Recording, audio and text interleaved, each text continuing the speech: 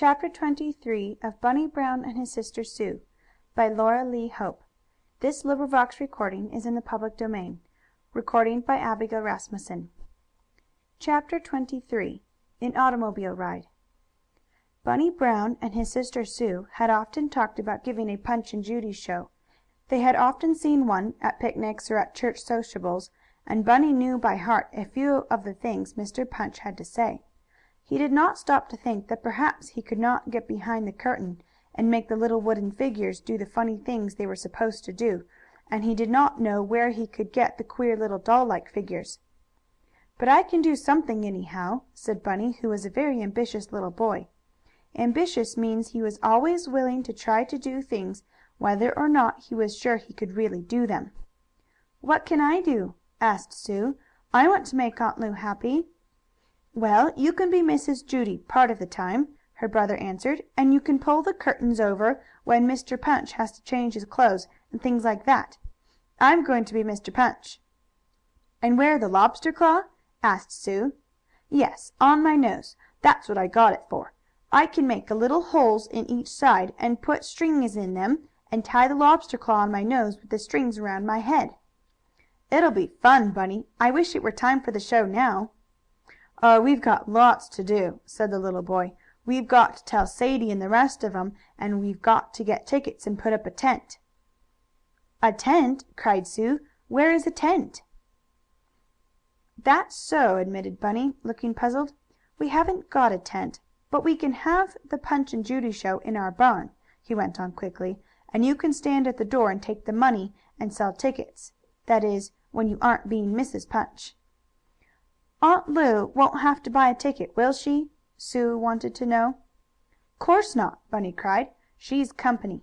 'Sides, we're making the show for her, so she won't be so sad about her ring."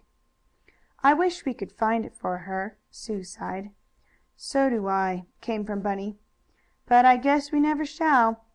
Now we must go and tell Sadie and Helen and the others about the show." "Are they going to be in it?" asked his sister. "No, they won't be Mr. or Mrs. Punch, but we want them to buy tickets and come." "How much are tickets?" Bunny thought for a moment. "We'll charge pins and money. Money for the big folks and pins for children." "That will be nice," said Sue, "'cause children can always get pins off their mother's cushions, but they can't always get money. What will we do with the pins, Bunny?" "Sell 'em. Mother'll buy 'em, or maybe Aunt Lu will. No," he said quickly, "Aunt Lu is company, and we don't want her to buy pins. We'll give her all she wants for nothing." "And what will we do with the money, Bunny?" "We'll give it to old Mrs. Hollyhock, same as we did the lemonade money. Then she'll be rich." "That will be nice," Sue murmured. The first thing to do was to tell the other children about the coming Punch and Judy show. This Bunny and Sue did, going to the different houses of their playmates. Everyone thought the idea was just too fine for anything. "I'll lend you some of my old dresses, Sue, so you can look real funny like Mrs. Punch," said Sadie. "And I have a red hat I got at a surprise party," said Helen. "You can have that." "Thanks," laughed Sue. "Oh, I know we'll have fun." Harry and Charlie said they would help Bunny. "But making the box place, like a little theatre where Mr. Punch stands, is going to be hard," Harry said, shaking his head.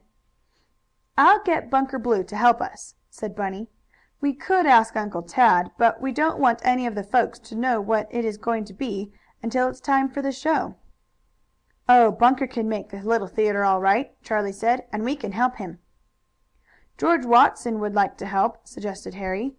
"He has been real nice since he let the frogs loose on us." "We'll ask him, too," decided Bunny. Bunker Blue was very glad to help the children build a Punch and Judy show. "And I won't tell anyone a thing about it," he promised. "We'll keep it for a surprise."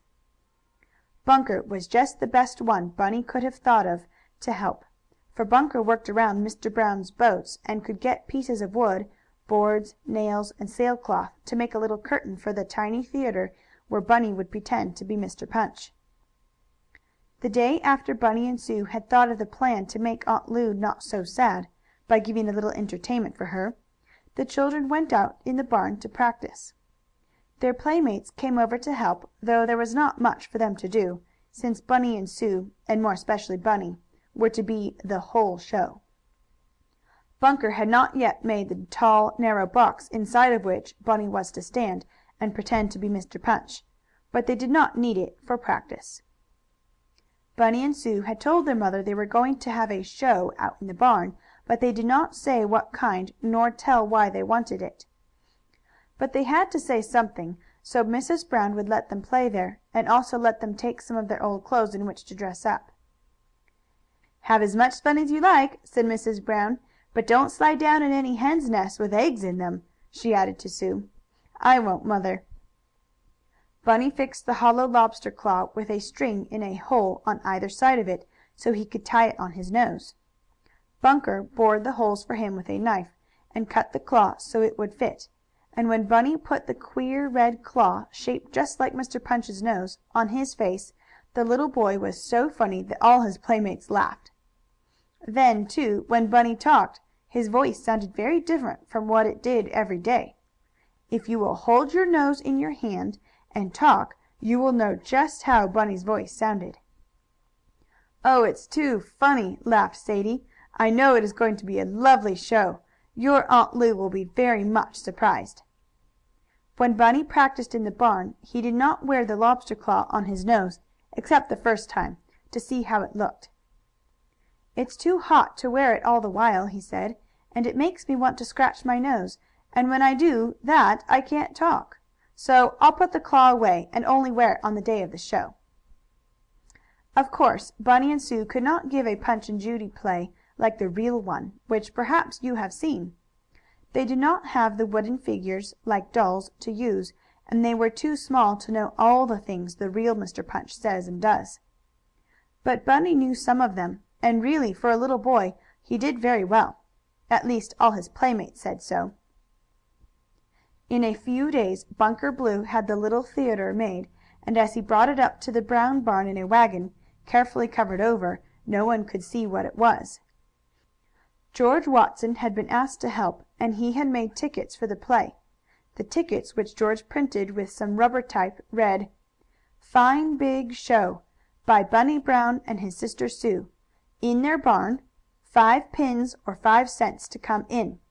Pins are for children. Please come." "They're fine tickets," said Bunny, when George showed them to him. "I hope we sell a lot." And several persons did buy them, paying real money for them. Bunny and the others said they were trying to help old Miss Hollyhock, which was one reason for giving the show. The other was to make Aunt Lu feel more happy. And when the people heard what Bunny and Sue planned to do, they gladly bought one ticket, and some even more, though not all of them would really go to the show.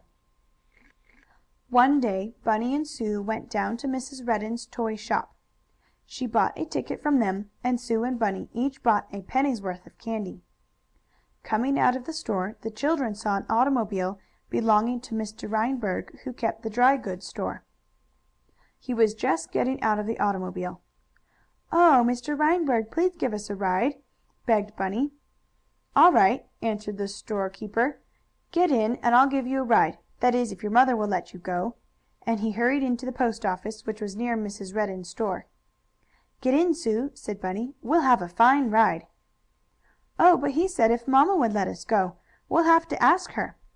"Well, we can ask him to ride us up to our house, and we can tell Mamma there that we're going," said Bunny.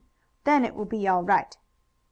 So he and Sue got in the back part of the automobile, the door of which was open. The children sat up on the seat, waiting for Mr. Reinberg to come out of the post office.